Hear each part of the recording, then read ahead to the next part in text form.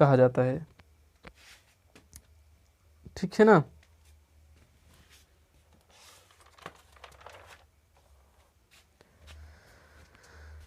आगे चलते हैं।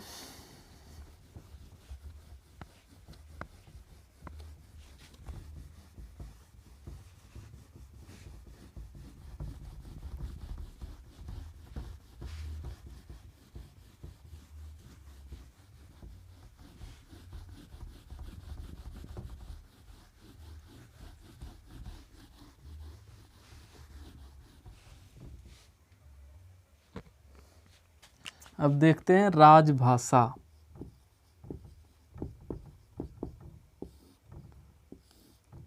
राजभाषा, इसी से परिभाषा निकल जाएगी इसकी परिभाषा। राजभाषा से, राज का मतलब होता है शासन। क्या होता है राज का मतलब? शासन होता है। और ये भाषा का मतलब भाषा ही। ठीक है, कहने का मतलब शासन की भाषा, कहने का मतलब प्रशासनिक भाषा भी कह सकते हैं इसको, प्रशासनिक भाषा। प्रशासनिक भाषा भी कहा जा सकता है राजभाषा को।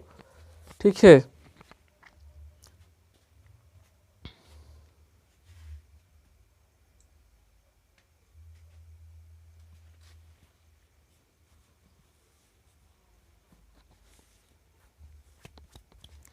संविधान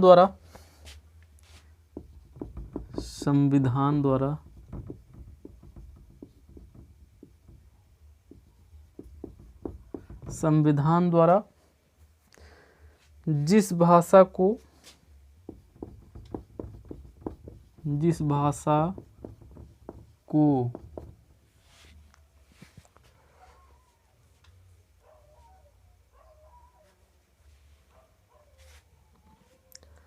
राजकार्य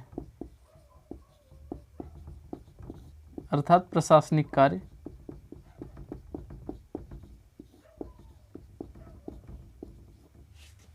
राजकार्य, संविधान द्वारा जिस भाषा को राजकार्य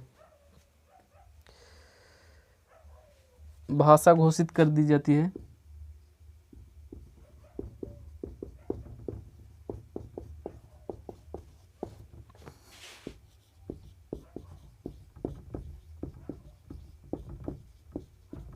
उसे क्या कहते हैं? राजभाषा कहते हैं। राजभाषा कहते हैं। ठीक है। संविधान द्वारा जिस भाषा को राजकार्य का मतलब होता है प्रशासनिक कार्य, शासन का कार्य करने के लिए जिस भाषा को घोषित कर दिया जाता है कि मतलब प्रशासनिक कार्य इसी भाषा में होगा, तो उसी को राजभाषा कहते हैं। ठीक है। संविधान द्वारा जिस भाषा को राजकार्य भाषा घोषित कर दी जाती है, कहने का मतलब प्रशासनिक कार्य करने के लिए जिस भाषा का प्रयोग किया जाएगा, तो वही वहाँ की राजभाषा होगी। ठीक है। तो यही है। और राजभाषा का मतलब, राज का मतलब शासन और भाषा का मतलब भाषा ही है, तो पूरा का अर्थ हो जाएगा, राजभाषा का हो जाएगा अर्थ प्रशासनिक भाषा, कहने का मतलब शासन की भाषा। ठीक है।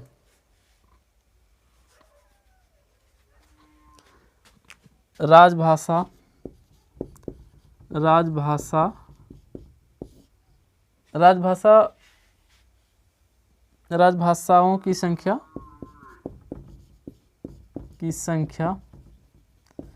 एकाधिक, कहने का मतलब एक से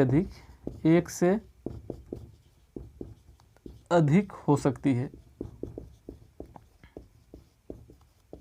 ठीक है। राजभाषाओं की संख्या एक से अधिक हो सकती है।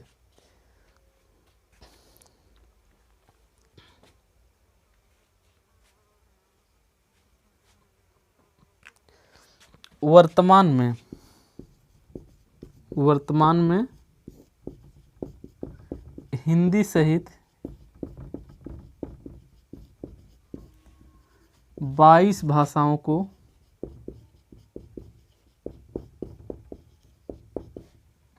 राजभाषा का दर्जा प्राप्त है।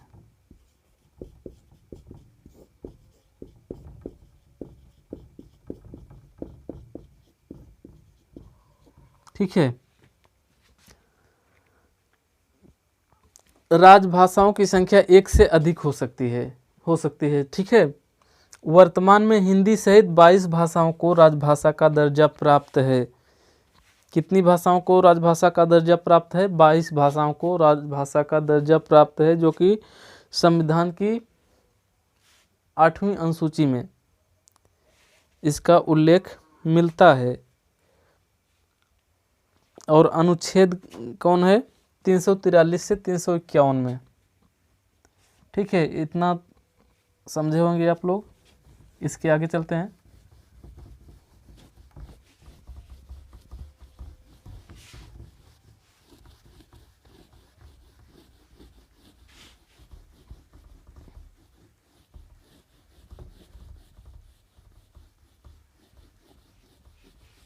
इसके आगे चलते हैं।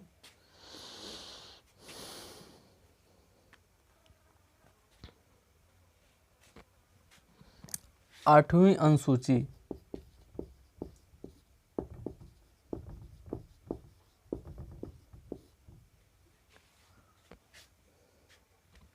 आठवीं अनुसूची में 22 भाषाओं का उल्लेख हुआ है। ठीक है, संविधान के किस अनुच्छेद में?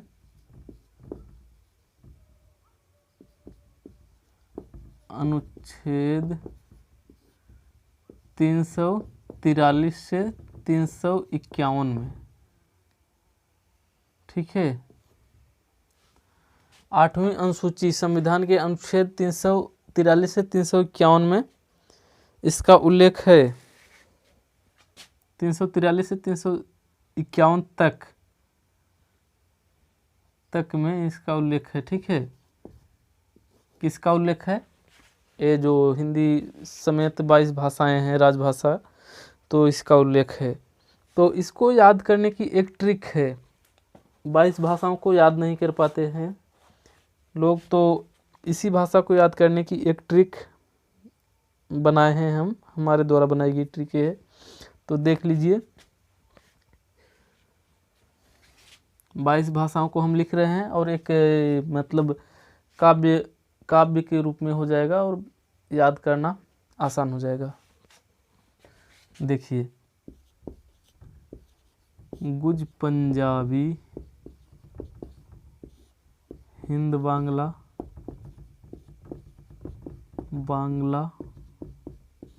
गुज पंजाबी, हिंद बांग्ला, संस्कृत, उर्दू, उड़िया,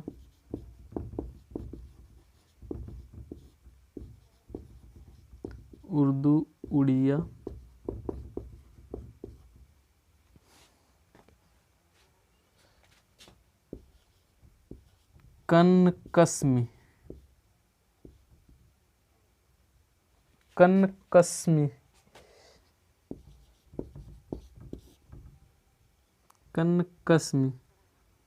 मलयाल,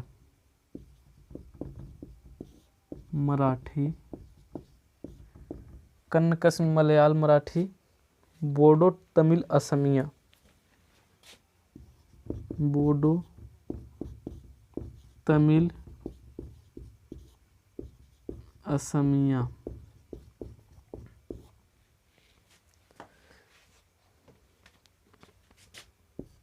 तेलु, कोंक, मणिपुरी, नेपाली,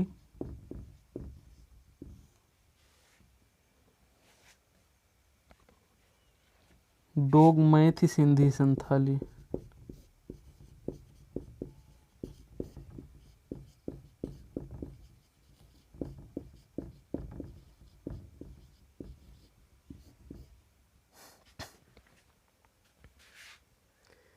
इसको याद करने के लिए हम एक काव्य के रूप में लिख दिए हैं, काव्य रूप दे दिए हैं। तो याद बहुत आसानी से हो जाएगा। कहने का मतलब एक इसको तुकांत रचना हम बना दिए हैं, जिससे याद करने में सरलता होगी। तो कैसे याद करेंगे, देखिए बहुत आसान हो जाएगा, 2 मिनट में याद कर लेंगे आप। बार बार इसको पढ़ेंगे और बहुत आसानी से याद हो जाएगा, क्योंकि ये एक कविता के रूप में हो गया है, काव्य रूप हो गया है, तुकांत रचना हो गई है। ठीक है देखिए, गुज पंजाबी हिंद बांग्ला संस्कृत उर्दू उड़िया कन्न कश्मीरी मलयालम मराठी बोडो तमिल असमिया तेल कोंक मणिपुरी नेपाली डोग मैथ सिंधी संथाली। फिर एक बार देखिए, गुज पंजाबी हिंद बांग्ला संस्कृत उर्दू उड़िया कन्न कश्मीरी मलयालम मराठी बोडो तमिल असमिया तेल कोंक मणिपुरी नेपाली डोग मैथ सिंधी संथाली। बहुत आसानी से याद कर लेंगे। और सभी का मतलब देख लीजिए, गुज का मतलब हो जाएगा गुजराती, गुजराती। पंजाबी का मतलब तो पंजाबी हुआ, हिंद का मतलब हिंदी, ठीक है, हिंदी। बांग्ला का मतलब बांग्ला ही भाषा, संस्कृत का मतलब संस्कृत, उर्दू का मतलब उर्दू, उड़िया का मतलब उड़िया भाषा, ठीक है। कन्न का मतलब कन्नड़, कन्नड़ हुआ, ठीक। कश्मीर का मतलब कश्मीरी, कश्मीरी। और मलयाल का मतलब मलयालम, मलयालम। मराठी का मतलब मराठी, बोडो का मतलब बोडो ही भाषा है, तमिल का मतलब तमिल, असमिया का मतलब असमिया ही हुआ, ठीक है। तेलुगु का मतलब तेलुगु, तेलुगु का मतलब क्या हुआ, तेलुगु, ठीक है। कोंक का मतलब हुआ कोंकणी, कोंकणी। मणिपुरी का मतलब मणिपुरी हुआ, नेपाली का मतलब नेपाली ही हुआ, डोग का मतलब हुआ डोगरी, डोगरी एक भाषा है, डोगरी डोग का मतलब हुआ। मैथ का मतलब हुआ मैथिली, ठीक है। सिंधी का मतलब सिंधी हुआ, संथाली का मतलब संथाली ही भाषा है, ठीक है। अब सभी का मतलब समझ गए होंगे, और ऐसे याद करेंगे तो बहुत आसानी से याद कर लेंगे। और ये जो काव्य के रूप में लिख दिए हैं, और हम ये ट्रिक हम बनाए हैं, हमारे द्वारा बनाई गई ट्रिक है, और याद करने में बहुत आसानी होती है, क्योंकि दिमाग में काव्य रूप बहुत जल्दी से याद होता है, कोई भी तुकांत रचना जल्दी याद होती है, इसलिए इसको तुकांत हम बना दिए हैं याद करने के लिए, ठीक है। तो याद कैसे करेंगे, गुज पंजाबी हिंद बांग्ला संस्कृत उर्दू उड़िया कन्न कश्मीरी मलयालम मराठी बोडो तमिल असमिया तेल कोंक मणिपुरी नेपाली डोग मैथ सिंधी संथाली। तो 4 लाइन में इसको याद कर लेंगे 22 भाषाओं को, ठीक है। यही 22 भाषाएं हैं जिसको 8वीं अनुसूची में करने मतलब संविधान के अनुच्छेद 343 से 351 तक में इसका उल्लेख हुआ है। तो ये हुआ हमारा। अब आगे चलते हैं और देखते हैं थोड़ा।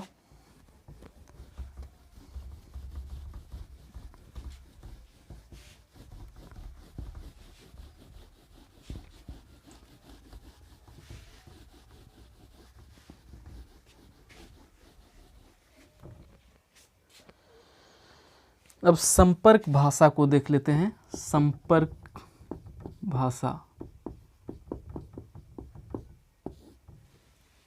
संपर्क भाषा किसको कहते हैं?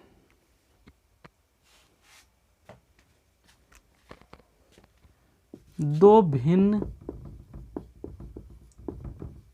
भाषा भाषी व्यक्तियों के मध्य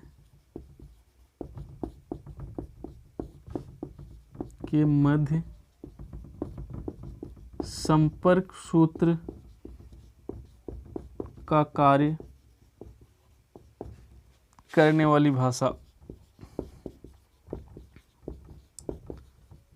भाषा को संपर्क भाषा कहते हैं।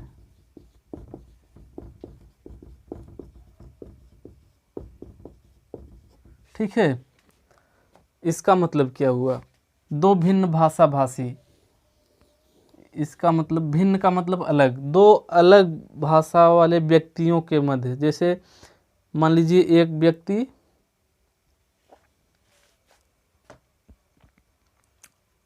दो भिन्न भाषाभाषी व्यक्तियों के मध्य संपर्क सूत्र का कार्य करने वाली भाषा को संपर्क भाषा कहते हैं। जैसे मान लीजिए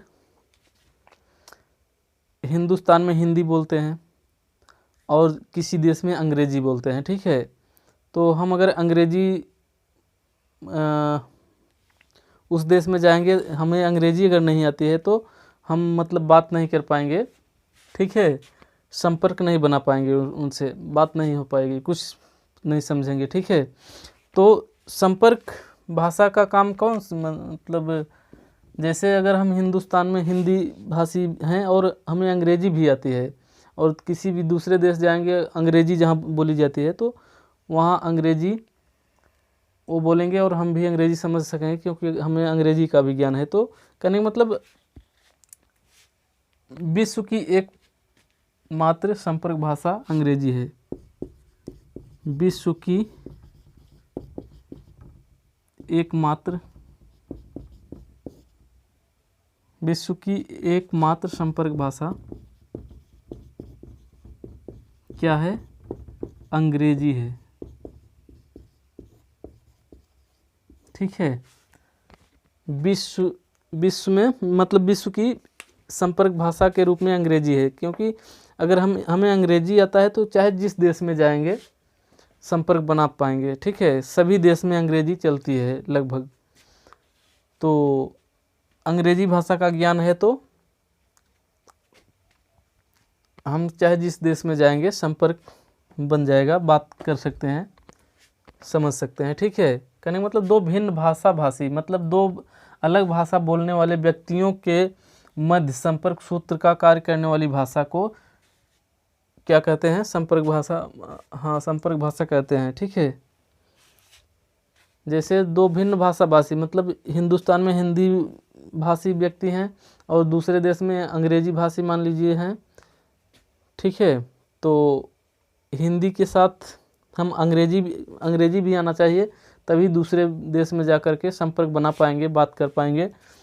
तो विश्व की एकमात्र संपर्क भाषा अंग्रेजी है। कहने का मतलब अगर अंग्रेजी का ज्ञान है तो विश्व में जाएंगे और संपर्क बना पाएंगे, मतलब बात कर पाएंगे, वो भी समझेंगे और हम भी समझेंगे, क्योंकि अंग्रेजी पूरे विश्व लेवल की भाषा है लगभग, ठीक है। तो संपर्क भाषा का मतलब यही हुआ। तो आज का वीडियो बस इतना ही, और भाषा संबंधित लगभग आज के वीडियो में सब हो गया। इसके बाद अब नेक्स्ट वीडियो में कुछ और देखेंगे।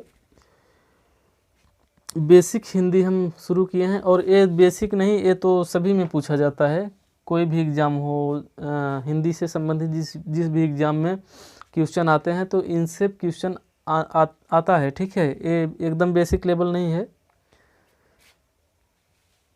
तो हमें आशा है कि ये वीडियो आप लोगों को अच्छा लगा होगा और समझ में भी आया होगा।